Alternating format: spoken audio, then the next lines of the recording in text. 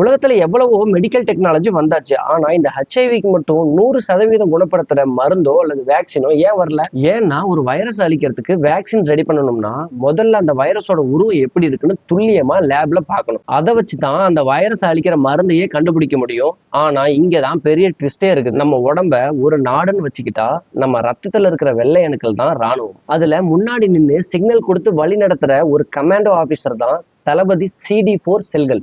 இந்த வைரஸ் எவ்வளவு புத்திசாலின்னு உங்களுக்கு தெரியுமா?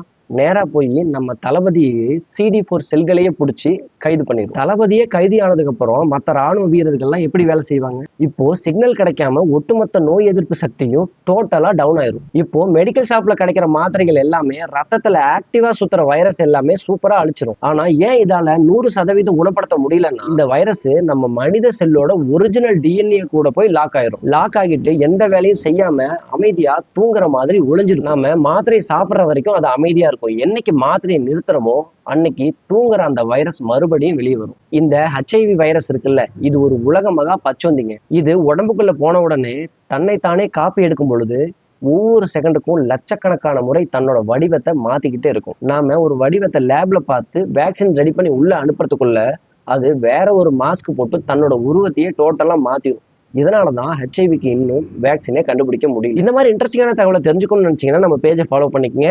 தேங்க்யூ.